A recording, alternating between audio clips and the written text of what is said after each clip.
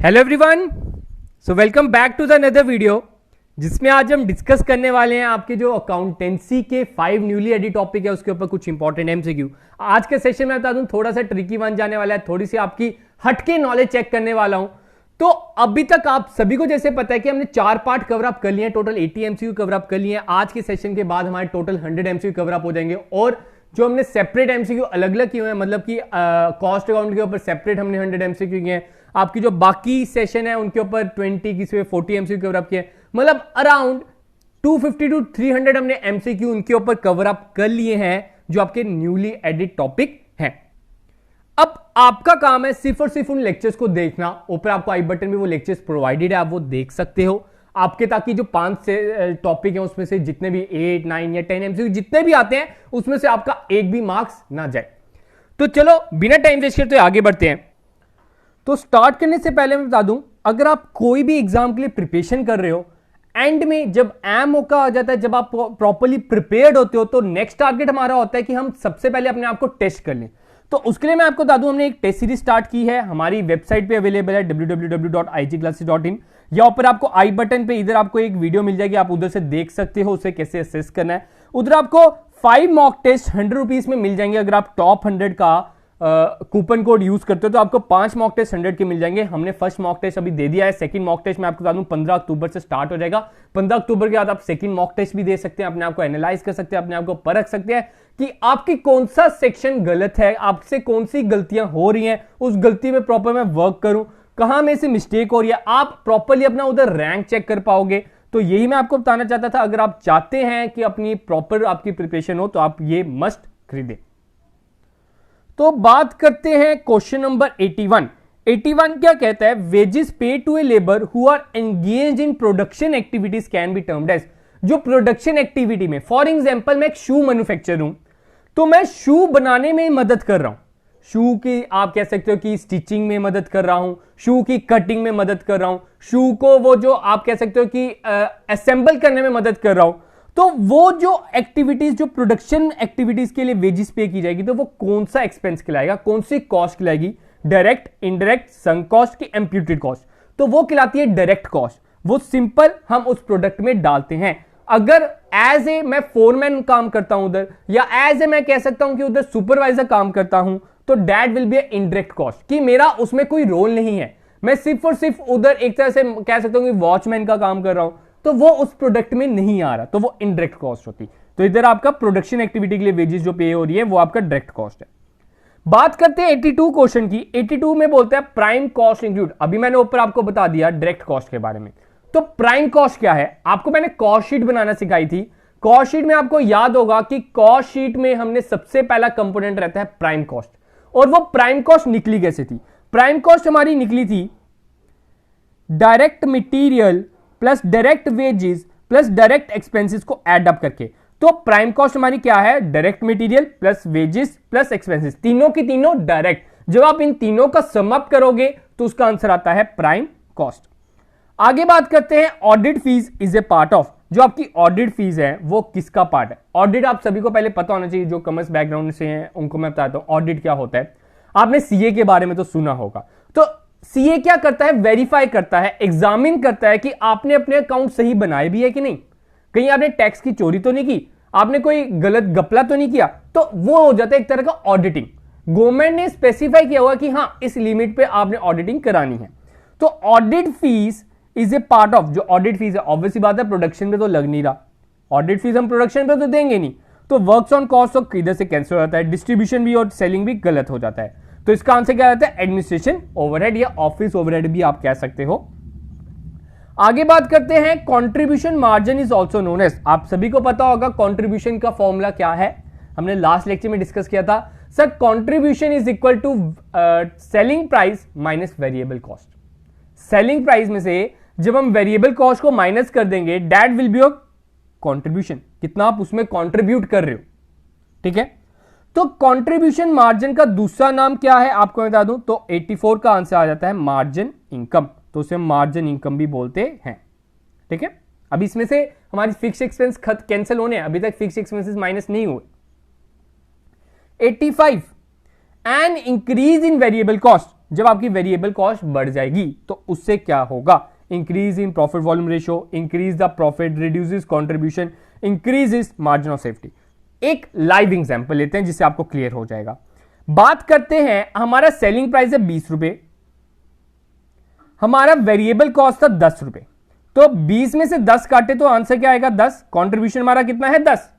अगर इसी variable cost को मैं बढ़ा दूं, मतलब पहले हमारा था सेलिंग प्राइस था 20 रुपए, 20 का 20 ही रखेंगे, सिर्फ और सिर्फ मैं क्या कर रहा हूं, हमारा वेरिएबल कॉस्ट को बढ़ा रहा हूं, पहले 10 था अब 15 हो गया, अब मेरा कंट्रीब्यूशन कितना है 5, तो इससे मेरा क्या हो रहा है, जब जब मेरा वेरिएबल कॉस्ट बढ़ेगा मेरा कंट्रीब्यूशन घटेगा, तो सी इज द राइट वन।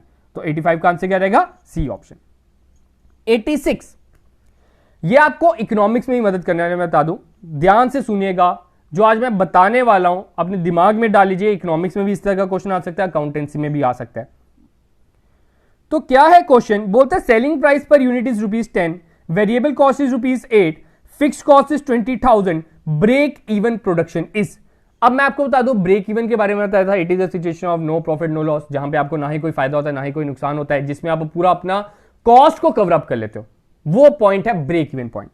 तो ब्रेक इवन पॉइंट का फॉर्मूला आपका आ जाता है, दैट विल बी, ध्यान से सुनना, fix cost upon selling price minus variable cost, या दूसरा फॉर्मूला आप सिंपल बोल सकते हैं, fix cost upon contribution. Contribution क्या था, सेलिंग प्राइस में से वेरिएबल कॉस्ट माइनस कर दो, वही चीज है। तो कंट्रीब्यूशन कितना आता है, 10 में से 8 काटे तो 2 रुपए, कंट्रीब्यूशन कितना आया 2 रुपए। अभी मैंने ऊपर आपको कंट्रीब्यूशन का फॉर्मूला बताया, सेलिंग में से वेरिएबल कॉस्ट माइनस कर दो, तो फिक्स कॉस्ट को 20,000 है, फिक्स कॉस्ट को कंट्रीब्यूशन से डिवाइड कर दो, तो आंसर विल बी 10,000। आंसर क्या देगा 10,000, तो 86 का आंसर क्या देगा, ए ऑप्शन। अब 87 देखो, थोड़ा सा इसी से मिलता जुलता है, मार्जिन ऑफ सेफ्टी आपको मैंने बताया था, मार्जिन ऑफ सेफ्टी वही हो गया कि ब्रेक इवन पॉइंट के ऊपर जितना भी आप प्रॉफिट कमाओगे that will be margin of safety. तो एक्चुअल सेल मेरी है 4 लाख, ब्रेक इवन सेल है 2.5 लाख, ठीक है। मार्जिन ऑफ सेफ्टी कितना है, मतलब ब्रेक इवन 2.5 लाख पे मुझे ना ही कोई प्रॉफिट है ना ही कोई लॉस है, लेकिन मैं असली में बेचा है 4 लाख का, तो एक तरह का मुझे प्रॉफिट कितने का हुआ होगा, 1.5 लाख का। मुझे प्रॉफिट कितने का हो गया, 1.5 लाख का, that will be margin of safety.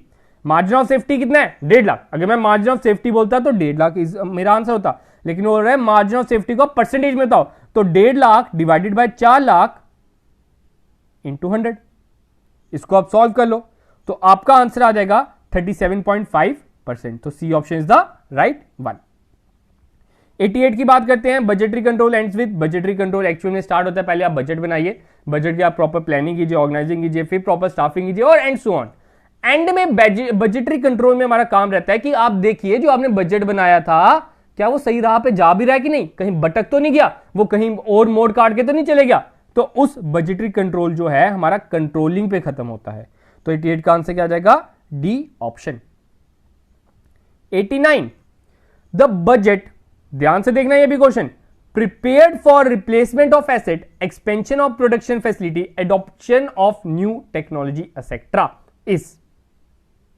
देखो इतनी जो ये स्टेटमेंट है ना, इधर से लेकर इधर तक, इस स्टेटमेंट में आपको पता चल गया होगा बोलना क्या चाहता हूं मैं। इसमें मैं बोलना चाहता हूं आपकी जो फिक्स कॉस्ट है, आपकी जो फिक्स कैपिटल है, उसमें चेंजेस लाना। तो उसमें चेंजेस लाने के लिए आपका आता है capital expenditure budget, long term budget, it is your long term budget. ये आपका एक लॉन्ग टर्म बजट है जिसे आपने एक बजट बनाना है, जिसमें आप बताओगे कि हाँ जब मेरी ये मशीन खराब होगी 5 साल बाद ये मशीन मैंने बदलनी भी है, इसके ऊपर इतना खर्चा करना है, इसको ऐसे रिपेयर करना है, इसके बदले एक न्यू मशीन खरीदूंगा, ये आपका हो गया capital expenditure budget. 90 question, which of the following is not an organise sector in India. मैंने आपको बैंकिंग सेक्टर में बताया था 2 तरह के, ऑर्गेनाइज और अनऑर्गेनाइज। तो ऑर्गेनाइज में आप क्या आते हैं, एक नेशनलाइज भी आता है, आरआरबीज भी आता है, कोऑपरेटिव बैंक भी आ जाता है, लेकिन जो चिट एंड मनी लेंडर्स है ना, दे आर अनऑर्गेनाइज, ये लॉज और रूल्स को फॉलो नहीं करते, तो इसका आंसर क्या रहेगा, डी ऑप्शन। 91, बड़ा अच्छा क्वेश्चन है ये भी, which of the following statement is false about treasury bill. तो एक बार मैं आपको ट्रेजरी बिल रिवाइज करा देता हूं, आप देख सकते हो ये मेरी बुक है जो मैंने आपको प्रोवाइड की है हमारे टेलीग्राम चैनल पे। टेलीग्राम चैनल आपको लिंक डिस्क्रिप्शन प्रोवाइड है, 124 पेज, जो कि ये सिर्फ और सिर्फ न्यूली एडिट टॉपिक है, ओल्ड टॉपिक भी आपको मिल जाएंगे। तो इधर आपको मैं बता देता हूं, इसमें आपको पूरे न्यूली एडेड टॉपिक प्रोवाइडेड हैं। तो इधर हाँ ये रहा ट्रेजरी बिल। मैंने आपको क्या बताया, treasury bill is a market for treasury bills which have short term maturity, जिसकी शॉर्ट टर्म मेच्योरिटी होती है, ये आपको पता चल गया। ट्रेजरी बिल एक प्रोमिसरी नोट है, ये भी आपको पता चल गया। इट इज हाईली लिक्विड भी है, ये भी आपको पता चल गया। And it is guaranteed of payment because it is to be given by the government, तो ये भी आपको पता चल गया। इतना क्लियर हो गया ट्रेजरी बिल क्या है? यस सर, ट्रेजरी बिल हमें क्लियर हो गया। अब उधर हम पढ़ते हैं। पहला ऑप्शन बोलता है it is a secure instrument. Sir government इसका साथ दे रही है, गवर्नमेंट ने पैसा देना है। Yes sir, it is your secure instrument, पहला तो ऑप्शन हमारा सही है। It is your promissory note. Yes sir, promise note है, ये आपको मिलना ही मिलना है, तो ये भी ठीक है। It is issued by government. Sir अब भी आपने बोला it is issued for maximum of maturity of 1 year, short term है तो 1 ईयर ही रहेगा, तो दो चारों के चारों सही है, तो all the options are the correct one. 92 which of the following is a interstate supply. Interstate supply, supplier of goods. Interstate आपको पता है जब एक बाउंड्री से दूसरी बाउंड्री में जाते हैं। बोलता है supplier of goods located in Delhi, place of supply of goods to an SEZ located in Delhi. SEZ का मतलब क्या है? Special economic zone. कुछ ऐसे जोन्स है जिसे गवर्नमेंट ने रिकॉग्नाइज किया जैसे SEZ जोन्स।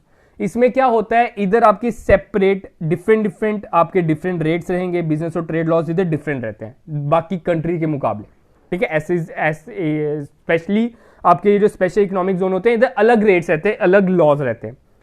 अब इंटरस्टेट देखो, इसमें आपने दिमाग लगाना, आपको बहुत कुछ नया सीखने को मिलना है, GST के बारे में बहुत कुछ पता चलना है। इंटरस्टेट सप्लाई किस में माना जाएगा, मैं आपको बता दूं, इंटरस्टेट सप्लाई आपके SEZ में भी माने जाते हैं, स्पेशल इकोनॉमिक जोन्स में माने जाते हैं, तो ये आपका ठीक रहेगा। Supply of goods located in Delhi and place of supply of goods in Jaipur, ये तो ऑब्वियस ही बात है कि दिल्ली से जयपुर जा रहे हैं, एक तरह से स्टेट के बाहर जा रहे हैं, तो it is also interstate. Supply of goods located in Delhi, place of supply is to be a SEZ located in Chandigarh, ये भी बाहर जा रहे हैं, तो ये भी सही है। तो all of the above is the right one. Hope so आपको पता चला होगा क्या है ये इंटरस्टेट और SEZ जोन्स। आगे बात करते हैं renting of immovable property is. अगर आप किसी इमूवेबल आपकी जो प्रॉपर्टी है उसे आप रेंट पे देते हो तो वो क्या है? सप्लाई ऑफ गुड्स, ये GST के रिलेटेड है। Supply of services, neither as a supply of goods not services either और। तो ये क्या है, देखो रेंटिंग में आप अपना तो कोई प्रोडक्ट दे नहीं रहे हो, आप क्या कर रहे हो, एक तरह की सर्विसेज दे रहे हो। हाँ, हमारे घर में रह सकते हो आप, लेकिन उसके लिए आपको पेमेंट पे करनी होगी, तो पेमेंट आपको पे करनी पड़ेगी, तो that will be supply of services, you are providing them services. तो इसका आंसर क्या आ जाएगा? B option. 94 which of the following is a supply in which possession of a goods are transferred but the title on the same will be transferred at the future date। ठीक है, तो बोलता है वो supply जिसमें possession of the good जो है वो ट्रांसफर हो जाती है, लेकिन जो टाइटल है मतलब ओनरशिप आपको बाद में दी जाती है, फ्यूचर डेट में दी जाती है। तो मैं बता दूं that will be your hire purchase. Hire purchase में ऐसा होता है, hire purchase is your instalment system. Instalment system आप सभी को पता होगा कि हाँ हम ले लेते हैं, किश्तों पे ले लेते हैं, थोड़ा सा उसमें डिफरेंट होता है लेकिन आप वही मान सकते हो। इसमें भी आपका क्या होता है, आपको गुड्स दे दिए जाते हैं, अब आपने इंस्टॉलमेंट्स पे करनी होती है। जब आप लास्ट इंस्टॉलमेंट पे करते हो तब आपको ओनरशिप ट्रांसफर होती है, तब आप उसके मालिक कहलाते हो इन हायर परचेज। तो ये आपने याद रखना है। ये भी आपका GST के रिलेटेड आता है क्योंकि सप्लाई वर्ड यूज हो रहा है ना, इसलिए। बाद में बात करते हैं M has taken a house on rent. अब ये इंपॉर्टेंट क्वेश्चन है, ध्यान से समझना। And sublet the same to A, income of M from such house property shall be taxable under the head. अब आप सभी के मन में आ रहा होगा income from that will be your house property, ठीक है। तो मैं बता दूं ये इसका आंसर नहीं है। क्या है सब लेट, क्या होता है सबसे पहले आपको पता होना चाहिए। मतलब कि मैंने ना एक रूम लिया था रेंट पे मैंने एक हाउस लिया, उस हाउस को मैंने रेंट पे लिया और आगे फर्दर मैंने उसको रेंट पे दे दिया। मैं उस घर का मालिक नहीं था, मैंने क्या किया, मैंने ये घर किराए पे लिया और आगे उसको और किसी को रेंट पे दे दिया। That will B subletting. तो जो एम था उसने क्या किया, एक हाउस रेंट पे लिया और आगे सबलेट कर दिया ए को। अब एम के बाद जो ए से इनकम आएगी उसको वो क्या ट्रीट करेगा, that will be your income from other sources. Important one, इसको स्टार कर लेना, इसको आप अपने सभी नोट्स में नोट डाउन कर लो। अदर सोर्सेज में से डालेंगे हाउस प्रॉपर्टी में नहीं डालेंगे क्योंकि ये उसका पोजेशन नहीं है। ये जो मिस्टर एम है ये उसके मालिक नहीं है उस घर के।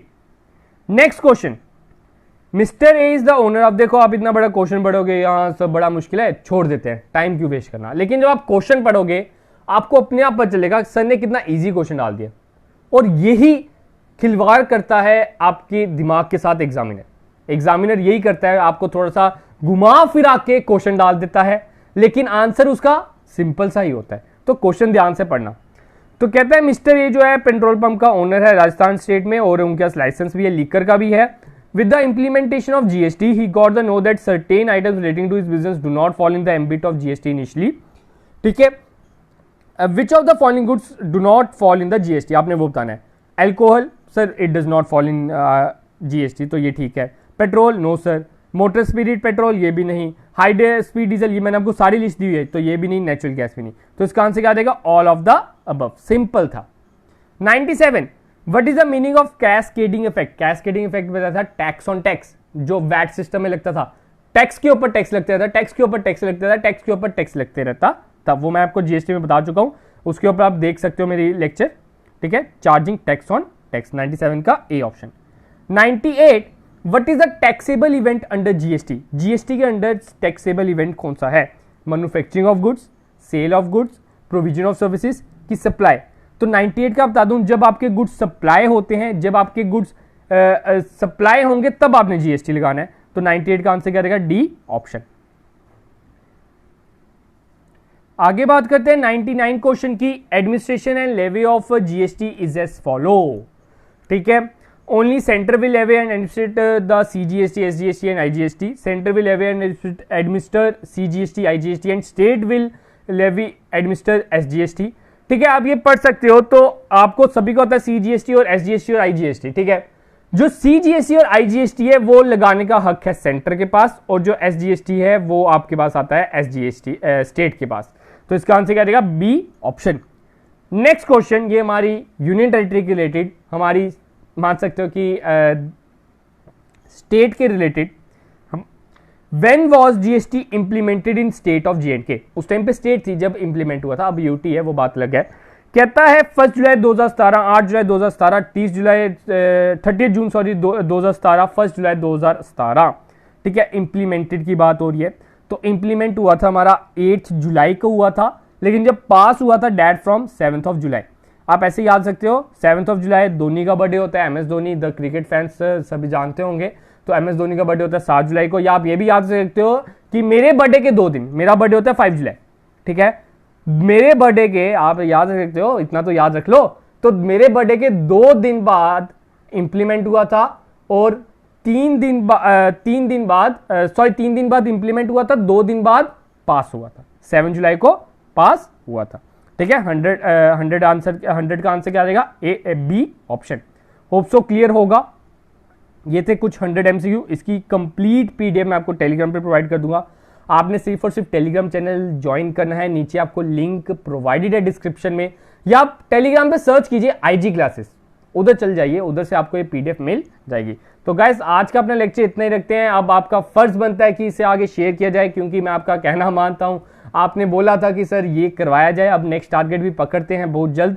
आपका जो 1-2 टॉपिक रह गया आर्ट एंड कल्चर में, वो कंप्लीट करा के फिर आपके जीके के ऊपर most important MCQ, most important series start करूंगा मैं। ठीक है, जिससे आपके वो 30 में से 30 क्वेश्चन सही हो जाए।